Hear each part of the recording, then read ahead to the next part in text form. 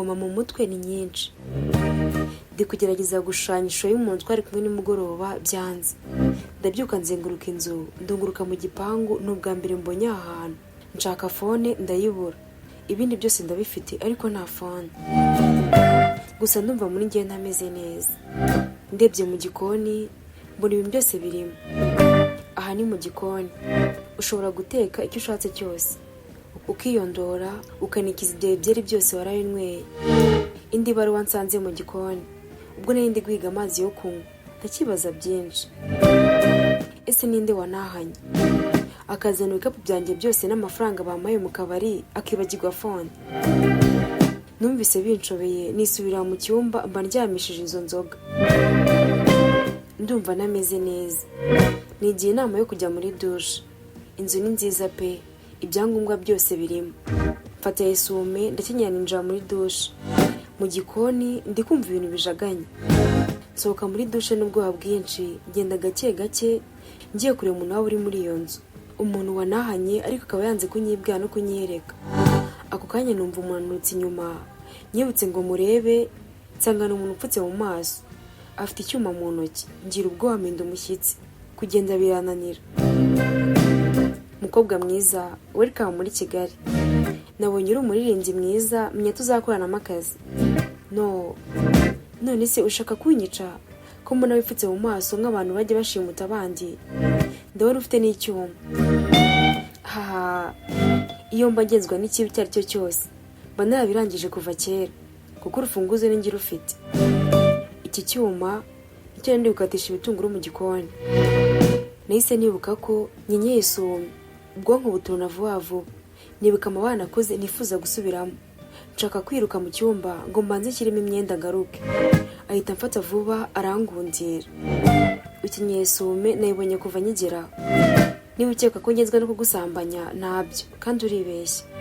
Ndaha ngo ngutekere, ninsoza ngusigire ibiryo, ngende nzagaruke ejo. Kandi amabwiriza ahari nta hantu hamwe wemerewe kujya. Amafaranga ari ku meza niyo yandi warayikoreye, azagufasha mu gihe gito kiri imbere. Hari ikintu waba ushaka kurya cy'umwihariko ngo mbigutunganyirize? None se wabanje ukanyibwira koko? Kunekera nakuzi bwo biramutse bingizeho ingaruka. Amabwiriza avuga ko utagomba kumenya na rimwe. Sinshobora gukora iryo kosa. Nabonye ko uwo muntu ari uw'amahoro, ndatuza. Musaba kunekera akaboyiro, kuko nari nabonye inyama muri firigo. Nakuzuyaza yaragatetse. Nsohoka nyuma ya saa sita, ngiye kureba niba gihari, nsanga inzira y'amamagara. Ku meza aho harateguye nta kibazo. Ndongera ndaryoherwa, ndiyakira. Mu nguni yo muri salo hari ikintu nari ntabonye gitwikiriye. Genda gake gake n'ubwoba bwinshi ngo ndebe. Ni piyano itwikiriye, izengurutse ribani, mbese ni nk'aho ari gift nari nahawe. Nditegereza gake gake mbona hari agapapuro.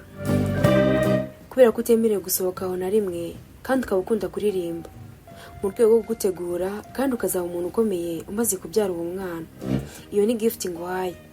Ujye ucuranga, urye, unaryame, ubuzima bwiza bushoboka uzabamo nta kibazo.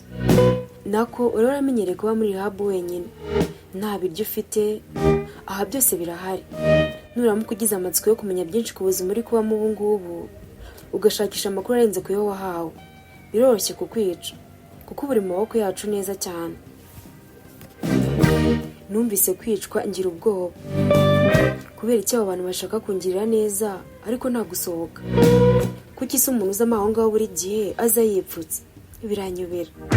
Ariko nagombaga kuhaba, kuko sinifuzaga ikintu na kimwe cyakuma mu nkokora ubuzima bwanjye bwo gutwita. Umwana ari intwite agombaga kuzakora byinshi, akanazura umuryango wacu wari uri mu marembera. Nubwo nari nzi niba ari uwa Jimmy cyangwa ari uwungirwa papa Igor. Tugiye ko ibyo nari maze iminsi ncamo sinanabibukaga. Gusa mu cyumba harimo ifoto y'umusitari nkunda kureba, nkayitegereza, nkabona ndamuzi. Niba tuziranye he simbizi, ariko se ko nakunze kugenda cyane twaba tuziranye. Mu gihe nyibaza byinshi, umuntu akomanga mu bitugu byanjye. Ndacyebuka mbona ni wa mutipe, aracyipfutse mu maso. Kuriya barasta cyane sister, mbwira ahubwo ari ni uba hangaha se? Uzamenya byinshi mu minsi iri imbere. ndacomotse ku meza bimeze sawa gerayo. Burya iyo urya ukaryama ukibonera akaziki, ubuzima nta kibazo na kimwe buba bufite. Byose narabimenyereye, ndagenda ndabyibuha koko, mba mwiza, menyera gucuranga noneho cyane. Umutipe wambaye masike ndamumenyera, ijwi rye nari nararimenye cyane ku buryo niyo yavugiraga he nahitaga mumenya. Turagenda dusa nk'ababaye inshuti pe, kuko yarazaga nkamucurangira nkamuririmbira akishima, hashira akanya akimyoza. Namubaza impamvu akunda kwimyoza agahaguruka akigendera. Ndabyibuka rimwe yaraje nk'ibisanzwe, nibuka udukirike nari narakwiye kuri heve. Anyway nari mukumbuye, numvaga nshaka kumenya amakuru ye n'ukuntu yanyitagaho. Reka nigarukire. Naracuranze araryoherwa, nangira kumushimashima mu bitugu, muririmbira mburatangiye gufatwa. Gahunda yanjye kwari kumukuramo icyo kimaske yahoraga yambaye, nkamenya wenda uwo ari we. Mu gihe nangiye kumusomasoma hose ngo ngere no gukuramo maske, iminwa ihure. Abantu nazo baturutse numva bakubise icyugi. Mana yanjye, abantu nabo bambaye maske ndetse bafite imbunda, za zindi ntoya pistol. Bafashe wa musore wanjye baramuhambira barasohora. Mukobwa muto, amabwiriza wahaye ko ushaka kuyarengaho bite byawe? Nukuri singize nshaka kumenya byinshi, nuko numvaga natwaye n'urukundo. Yankize imbunda munsi y'akananwa. Mana yanjye, nibwo bwa mbere nari mbonye imbunda, nabwo bwa mbere ibintu nk'ibi byari bimbayeho. Ntiwemerewe gukora ikintu na kimwe kibangamiye amabwiriza wahawe. Iby'inkundo ushaka kwigira nabyo ntubyemerewe. Tuzi urya ku mafaranga, uri muri mission neza. Haha, urusha n'abasirikare b'ibihugu bajya Darfur cyangwa Central Africa. Anyway, kubera ikosa ukoze ugashaka gusomana no gukundana n'ibidashoboka, guhera uyu munsi uzajya witekera. Yarampiritse, asohoka akurikiye ba bandi batwaye wa musore. Nabeshye ijambo misiyo ryankize mu rujijo. Mbese nibazaga icyo bari kubikorera bikanyobera, gusa ntacyo bitwaye. Sinari mbayeho nabi, amezi aricuma rwose, nta kindi kibi kimbayeho. Ni nijoro mu gicuku, inda n'inkuru, ibirenge byarabyimbye ndetse byabaye umukara. Namenyereye kwitekera. Uwo munsi byari byananiye, nari nanyweye juice yonyine. Ndaryamye ariko ndumva utuntu tumeze nk'udukwasi tunjomba. Ndebye hepfo, oh my god, igihe kigeze kandi ndi jyenyine mu nzu. Nta fone, uwanekeraga baramutwaye. Mbura uko mbigenza. Ngicyo icyo bisigise kirankubita mpinduka indembe, mara nk'amasaha ndi muri ibyo. Nyuma mera nk'uguye muri koma. Nicuye numva akana kari kurira mu gituza cyanjye. Oh my god, nibarutse umwana wanjye wa mbere, n'agakobwa. Mbega ibineza neza. Uwo munsi narishimye nibagirwa byose nahuye nabyo. Burya umwana ni umwana tutitaye ko yavutse. Umuganga arinjiye. Urumva umeze neza? Yego meze neza muga. Umwana twamaze kumukorera ifishi, nje kumutera urukingo rwa mbere, ahubwo muzane. None se muga, mwamukoreye ifishi mutambajije izina? Namwise sinabyibukaga, mpita muruturika izina kinjemo. Namwise Evi, mu rwego rwo kwibuka umwana twiganye wanyitangiye kubera uyu mwana. Reka gusara mwana muto, uraza kumenya byose.